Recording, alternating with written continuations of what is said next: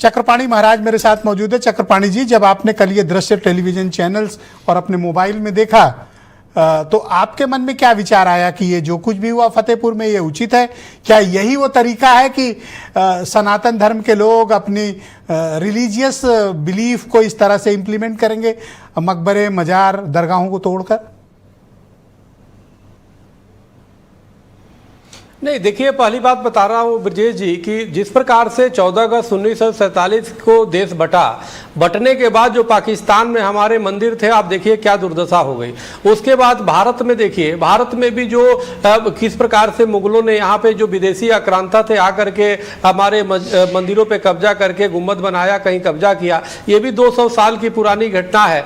सवाल इस बात का है कि कहीं रोड पे मजार बन जाता है तो रोड मजार का थोड़े हो जाता है, कहीं अगर जो मकबरे बन जाए तो रोड जो है मकबरे का थोड़े हो जाता है। इस बात को समझना होगा कि अगर कृष्ण जन्माष्टमी थी, अगर वो ठाकुरबाड़ी पे सजाने के लिए लोग जा रहे हैं, हिंदू जाना चाहते हैं, तो उसमें इतनी हाय हल्ला मचाने की क्या आवश्यकता थी? हमें तो लगता, अब देखिए कितनी दुर्भाग्य की बात है। कोई कह रहा है उनको गोली मार देना चाहिए था, कोई कह रहा है रासुका लगा देना चाहिए था, कोई कह रहा है गिरफ्तारी क्यों नहीं हुई। अरे भाई, वो भी हमारे देश के लोग हैं, उनकी भावना समझो। हम तो ये कह रहे हैं कि मुस्लिम स्कॉलर को और जितने बड़े मुस्लिम संस्थान है उसको और हिंदुओं को बैठाने चाहिए, बैठा करके उसकी निराकरण करने चाहिए। और आजादी के बाद कोई भी सरकारों ने इधर सूद नहीं लिया कि जितने हमारे हिंदू मंदिर तोड़े गए या कब्जा किए गए, उन मंदिरों की एक केंद्र सरकार कानून बना दी होती और बना करके ये करती कि तय सीमा में अंदर फास्ट ट्रैक कोर्ट बना करके सभी का निस्तारण किया जाए। तो लोग जो है, सरकारें कोई निराकरण की नहीं और जानबूझ करके कोई भी हिंदू मुस्लिम करने में लगे हैं कि सत्ता पक्ष करिए, विपक्ष के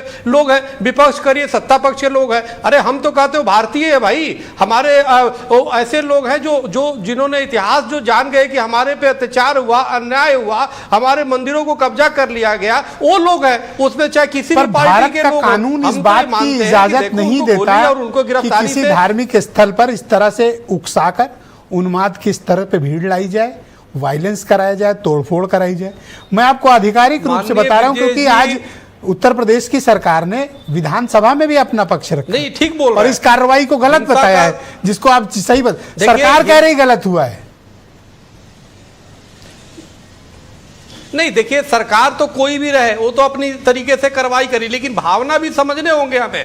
सवाल इस बात का, राम मंदिर में मैं पक्षकार था, 60 साल के बाद निर्णय आया। एक एक मंदिर अगर इसी तरह करते रहे तो पूरे वो हो जाएगा, हमेशा विवाद रहेगा। आखिर सरकार की जिम्मेदारी थी ना, सभी सरकार जितने आई केंद्र में निश्चित रूप से निकम्मी थी, उनको बैठ करके इसका निराकरण निकालना चाहिए था कि भाई जितने हमारे सैकड़ों हजारों जो मंदिर जो कब्जा हुए या जिसपे विवाद है उसके लिए फास्ट ट्रैक कोर्ट बना देती। आप तो भावना बताते मौजूदा सरकारों को भी एक तो आप गंदगी की सफाई नहीं की, आप मौजूदा सरकारों के लिए ऐसी नहीं, मैं सबकी बातें कर रहा हूं। देखो, हिंदुओं के लिए ब्रजेश जी, हिंदुओं के लिए तो एक शेर है, एक दो जख्म नहीं पूरा बदन है जख्मी, दर्द बेचारा परेशान है, उठे क्या से। यहाँ पे हमारे गौ करने जा रही है, हमारे मंदिरों को कब्जा किया जा रहा है। अब तो लखनऊ दिल्ली में सरकारें देखिए, कोई आती है वो अपने तरीके से करती है। मैं कह रहा हूं कि एक ठोस कानून बना करके इसका निराकरण हो सकता था, लेकिन कोई कह रहा है गोली मार दो। अरे क्यों गोली मार दो भाई? बहुत शुक्रिया सर, गोली मारने की बात सर इस डिबेट में तो किसी ने नहीं की।